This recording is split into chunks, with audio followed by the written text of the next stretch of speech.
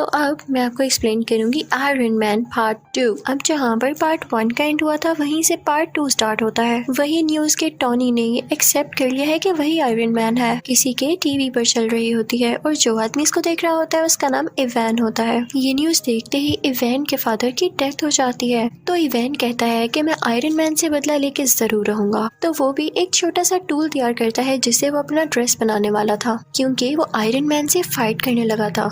अब कई दिन बाद इवैन का ड्रेस तैयार हो जाता है और वो उसे नाम देता है व्हिप्लैश। उसमें ये पावर थी कि वो किसी भी मेटल को काट सकता था। फिर हम देखते हैं कि 6 महीने गुजर जाते हैं और टोनी कुछ लोगों से स्पीच कर रहा होता है। उसने अपना वही ड्रेस पहना होता है। वो बताता है कि मेरे फादर का ये ड्रीम था कि वो एक सिटी बनाए जिसमें एडवांस बिल्डिंग्स हो और काफी अच्छी टेक्नोलॉजी हो, लेकिन वो तो अपना ये ड्रीम पूरा नहीं कर पाए। अब मैं उनका ये ड्रीम पूरा करूंगा। और वो अपना ड्रेस सबको दिखाता है कि ये ड्रेस मेरी हेल्प करेगा। टोनी ये सब बातें करके वहाँ से निकल ही रहा होता है कि तभी उसके पास कुछ लोग आते हैं। वो टोनी से कहते हैं कि आपसे कुछ लोग कुछ बातें पूछना चाहते हैं। वो सब लोग ये चाहते हैं कि आप सुबह कोर्ट में आए। वो आपके ड्रेस के बारे में आपसे कुछ इन्वेस्टिगेशन करेंगे। जब टोनी कोर्ट जाता है तो उसे पता चलता है कि वहाँ पर तो आर्मी है। कोर्ट के सेनेटर उसे कह रहे होते हैं कि सूट तो तुमने काफी अच्छा बनाया है, लेकिन इतनी ज्यादा पावरफुल और खतरनाक चीज तुम्हारे पास नहीं होनी चाहिए। ये आर्मी को दे दो क्योंकि वो अपने सोल्जर्स की काफी अच्छी ट्रेनिंग कर सकती है इससे।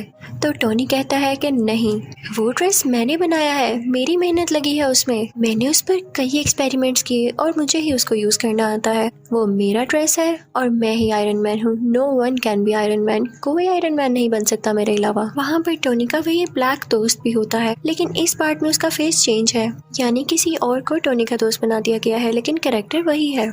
वो भी सेम बात कहता है कि मुझे ये कहना पड़ रहा है कि ये ड्रेस वाकई बहुत डेंजरस है और ये आर्मी के पास होना चाहिए, लेकिन फिर भी टोनी नहीं मानता। फिर वहाँ पर एक वेपन एक्सपर्ट भी आता है जो कि सेम बात बोलता है, लेकिन टोनी कहता है कि मैं तुम लोगों में से किसी की बात नहीं सुनने वाला। टोनी उन सब से कहता है कि मैं जानता हूँ आप लोगों को ऐसा करने के लिए किसने कहा है। इनफैक्ट वो आदमी इसलिए चाहता है कि आप लोग मेरा ड्रेस ले लें क्योंकि वो खुद ऐसा ड्रेस नहीं बना पा रहा। उसने मेरी कॉपी करके कई ज्यादा ड्रेसेस बनाए हैं, लेकिन वो उस काम के नहीं जो कि मेरा ड्रेस है। तो आप लोग उसकी बातों में क्यों आ रहे हैं? मैं आपको प्रूफ्स भी दिखाता हूँ। और टोनी फिर उनको प्रूफ्स भी दिखाने लगता है कि वाकई वो आदमी कैसा है। वो कहता है कि इतना बड़ा वेपन मेकर मेरी ड्रेस को कंट्रोल ही नहीं कर पा रहा, तो आप लोग कैसे कर पाएंगे? इसे सिर्फ मैं चला सकता हूँ और मैं जानता हूँ ये किसी को नुकसान नहीं देगा। सबको उसकी बात अच्छी लगती है और फिर वो वहाँ से चला जाता है। दूसरी तरफ हम देखते हैं कि इवैन अपना व्हिप्लैश ड्रेस कंप्लीट कर चुका होता है और अब वो चाहता था कि वो डायरेक्ट जाकर आयरन मैन से लड़ाई करे। दूसरी तरफ टोनी भी अपने ड्रेस को चेक कर रहा होता है। उसके ड्रेस में एक ऐसा कोर होता है जो कि सबसे ज्यादा यूजफुल था, लेकिन यूजफुल होने के साथ साथ वो काफी खतरनाक भी था। उसकी वजह से टोनी की बॉडी में काफी पॉइजन फैल रहा था। उसी दौरान टोनी इस सोच में भी पड़ जाता है कि अगर मुझे कुछ हो गया तो कंपनी का क्या होगा। तो वो अपनी सेक्रेटरी को बुलाता है और उससे कहता है कि मैं तुम्हें अपनी कंपनी का सीईओ बनाता हूँ। ये कंपनी अब से तुम्हारे अंडर है, तुम जिसको चाहो हायर करो। फिर टोनी की सेक्रेटरी जो कि अब उस कंपनी की सीईओ थी, एक लड़की को इंटरव्यू के लिए बुलाती है, लेकिन वो लड़की किसी कंपनी की एजेंट होती है। फिर हम देखते हैं कि कार रेस हो रही होती है और उसमें टोनी ने भी पार्टिसिपेट किया होता है, लेकिन तभी वहाँ पर इवैन यानी व्हिप्लैश आ जाता है और उस पर अटैक कर देता है, जिससे उसकी गाड़ी 2 हिस्सों में टूट जाती है। ये न्यूज टीवी पर टोनी की असिस्टेंट यानी वो सीईओ भी देख लेती है और उसके बॉडीगार्ड से कहती है कि हमें फौरन उसकी मदद के लिए जाना होगा। वो दोनों जाते हैं और टोनी को उसका ब्रीफ केस देते हैं जिसके अंदर वो आयरन मैन वाला ड्रेस होता है और टोनी उसको पहन लेता है। अब आयरन मैन में और व्हिप्लैश में काफी लड़ाई होने लगती है, लेकिन आयरन मैन जो भी अटैक्स कर रहा था व्हिप्लैश उनको रोके जा रहा था और कई देर तक ऐसे चलता है। लेकिन तभी आयरन मैन व्हिप्लैश पर जोरदार अटैक करता है, जिससे फाइनली व्हिप्लैश को डिफीट हो जाती है। व्हिप्लैश को अरेस्ट कर लिया जाता है। थोड़ी देर बाद टोनी पुलिस स्टेशन जाता है इवैन से ये पूछने के लिए कि उसने उस पर अटैक क्यों किया। वो आगे से चुप रहता है तो टोनी उससे कहता है कि वैसे तुम्हारी टेक्नोलॉजी थी बड़ी कमाल की, तुम अगर ये आर्मी को बेच देते तो तुम काफी अमीर हो सकते थे। और ये कह के वो वहाँ से चला जाता है। फिर हम देखते हैं कि एक और आदमी आता है जो कि सेम टू सेम इवैन के जैसा था, इवन उसका यूनिफॉर्म भी। वो दरअसल जेल में इसलिए भेजा गया था ताकि उसको मरवाकर लोगों को ये शो किया जा सके कि इवैन मर चुका है। और एक आदमी जो कि बहुत बड़ा गैंगस्टर था असली इवैन को रेस्क्यू कर लेता है, वहाँ से निकलवा लेता है। सबको यही लग रहा था कि इवैन मारा जा चुका है, क्योंकि उन्होंने वहाँ पर ब्लास्ट करवा के नकली इवान को मरवा दिया था। वो गैंगस्टर किसी इंडस्ट्री का ओनर था और टोनी का सबसे बड़ा दुश्मन था। वो ये चाहता था कि वो भी आयरन मैन की ड्रेस की तरह कई ज्यादा ड्रेसेस बनाए और पूरी आर्मी बनाए उनसे। उसने इवान को भी इसीलिए छुड़वाया था। दूसरी तरफ टोनी के ड्रेस का वो गुण उसे काफी सता रहा होता है। वो उसकी चेस्ट में मुसलसल पॉइजन पहुंचा रहा था, जिससे उसे फील हो रहा था कि अगर उसने कुछ न किया जल्द तो वो मारा जाएगा। लेकिन इस बात की फिक्र ना करते हुए वो अपनी बर्थडे पार्टी रखता है और उसमें डांस कर रहा होता है कि तभी उसका वो ब्लैक फ्रेंड आता है और उसे कहता है कि आर्मी का ऑर्डर है कि कल तुम्हें या तुम्हारे ड्रेस को उनके सामने लाया जाए। वो आदमी भी टोनी से अब तंग आ चुका था। वो कहता है कि तुम अपना ड्रेस पहन के पार्टी कर रहे हो, तुम जानते भी हो कि कितना खतरनाक है। लेकिन टोनी उसकी बात नहीं सुनता, तो वो भी टोनी का पुराना ड्रेस पहन कर आ जाता है और उन दोनों में अब काफी ज्यादा फाइट होती है। दोनों ने ही आयरन के ड्रेसेस पहने रखे थे और दोनों चाहते थे कि किसी न किसी तरह एक दूसरे को हरा दें ताकि पहला जीत जाए।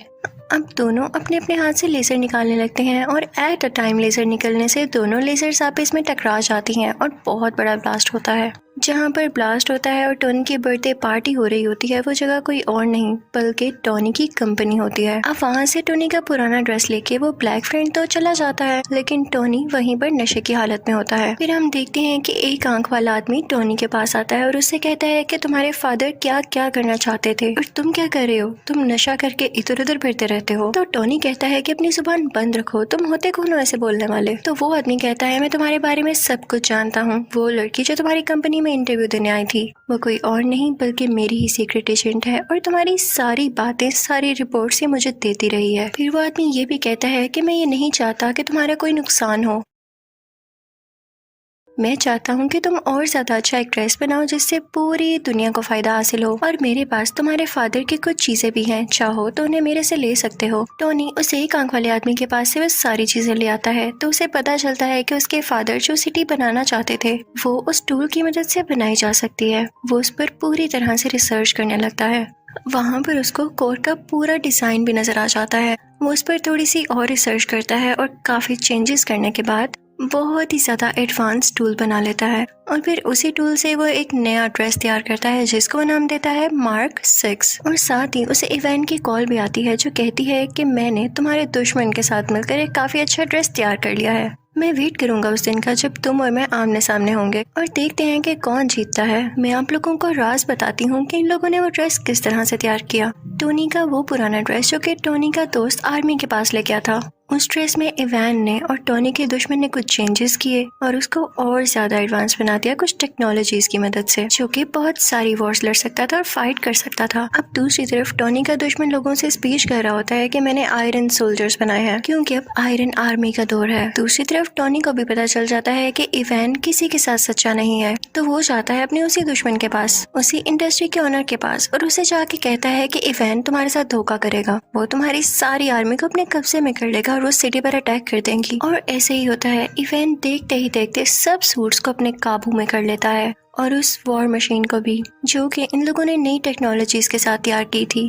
वही ड्रेस जो कि टोनी का पुराना ड्रेस था। टोनी उस इंडस्ट्री के ओनर से कहता है कि मैंने कहा था ना, जाओ अब अपने सोल्जर्स को कंट्रोल करो। लेकिन अब बहुत देर हो चुकी थी, तो वो सीक्रेट एजेंट वहाँ पर पहुँचती है जहाँ पर इवान इन सारे आयरन सोल्जर्स को कंट्रोल कर रहा होता है, लेकिन वो सारे के सारे अपना कंट्रोल खो चुके थे। तभी वहाँ पर आता है टोनी जो कि अब आयरन मैन बन चुका था। वो आते ही अपनी पावर्स का यूज करता है और सारे आयरन सोल्जर्स को मार गिराता है, लेकिन तभी उसके सामने आ जाता है व्हिप्लैश जो कि ज्यादा स्ट्रॉन्ग हो के आया था अपने उसी ड्रेस में। टोनी यानी आयरन मैन उस पर अटैक करने लगता है, लेकिन अब उस पर कुछ असर नहीं हो रहा था क्योंकि व्हिप्लैश अब काफी स्ट्रॉन्ग हो चुका था और अब वो जानता था कि आयरन मैन का मुकाबला कैसे करना है। तभी टोनी को याद आता है कि जब उसकी और उसके ब्लैक फ्रेंड की लेजर आपस में टकराई थी तो बहुत बड़ा ब्लास्ट हुआ था। वो अपने उस फ्रेंड से कहता है कि हम वो एक्सपेरिमेंट दोबारा से करते हैं। अब वो दोनों ऐसे ही करते हैं और वहाँ पे काफी बड़ा ब्लास्ट होता है। व्हिप्लैश वहीं पर मारा जाता है। अब अगले सीन में हम देखते हैं कि टोनी के पास वही एक आंख वाला आदमी आता है और उससे कहता है कि मैं तुम्हें गुड न्यूज दूं, तुम्हारा जो आयरन मैन वाला ड्रेस है उसको एवेंजर्स ने अप्रूव कर लिया है, यानी अब वो एवेंजर्स टीम में यूज होगा। लेकिन आई एम सॉरी, तुम उसके लिए सिलेक्ट नहीं हुए, तुम्हें सिर्फ पीछे से काम करना होगा। तो टोनी कहता है कोई मसला नहीं, आई एम एक्सेप्टिंग, लेकिन मुझे इस बात का क्रेडिट चाहिए। फिर अगले सीन में हम देखते हैं कि कोर्ट के सेनेटर टोनी यानी आयरन मैन को और उसके ब्लैक फ्रेंड को मेडल देते हैं और उनसे कहते हैं कि थैंक यू, आपने पूरी दुनिया को बचा लिया। और इसी के साथ आयरन मैन पार्ट 2 यहीं खत्म हो जाता है।